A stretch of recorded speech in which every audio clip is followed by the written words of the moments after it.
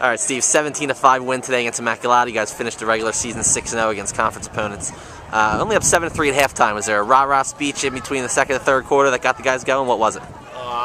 No, it was about accountability. You know, we talked about it. I mean, we kind of came out of the locker room kind of a little lazy, a little not with our heads on straight. Kind of game started, and then things started to deteriorate, you know, and we compound our mistakes and we start to play as individuals and not as a team, and we just reminded ourselves that's not how we play and that's not how we're going to be successful. So there wasn't any yelling or screaming. It was just reminding us what we needed to do and what our game plan was. And I think it was just getting our heads screwed on straight, you know, and playing and understanding, respect the opportunity to play this game and not just assume an outcome before you make it happen. What was the key to the turning point in the third quarter? Was it on the offensive end or the defensive end or in transition?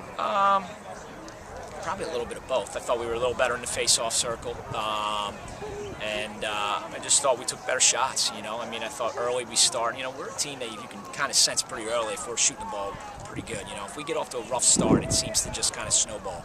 If we score on those first couple shots or get good shots on cage, then we kind of feed off that. So today I think we probably start the game 0-5, 0-6 or something, and that kind of weighs on us a little bit, and we got to figure out a way to not start games like that. But I thought we did a better job in all phases of the game, really, in the second half. As this program continues to grow, it seems like every game or every few games there's always there's a new milestone. Today, Mike Renlin becomes a program leader in career face-off victories.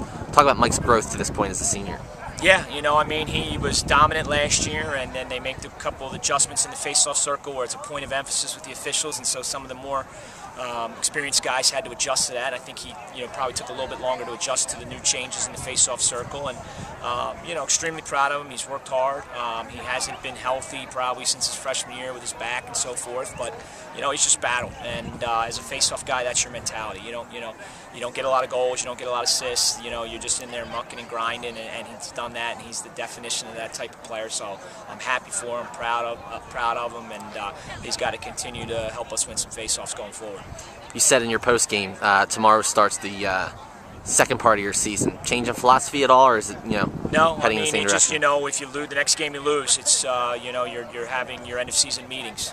So you lose Tuesday, your season's over. You lose Saturday, your season's over, and so forth. So that changes, I guess, a little bit, but we're pretty experienced in that. Our guys know that. We've worked hard to get home field advantage, so we'll go back and play at home, play these guys again on Tuesday, which is a little unusual, but it's just how the schedule fell.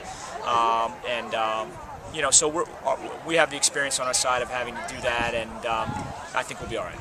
Talk about the biggest play today when your sports information director showed up with one of your close defensemen's helmets. He does get MVP. Every program has to have unsung heroes like that, and Beach is one of those guys. You'd think after a night where he was getting a lot of love last night in the sports senior athletic bank where everyone's giving him a lot of shout-outs, he would have been unfocused today, but he got up ready to play today, and his biggest assist was bringing that helmet down for number 26 to get us ready. We couldn't do it without him. We couldn't do it without him. Appreciate it, Steve. Thanks. No problem.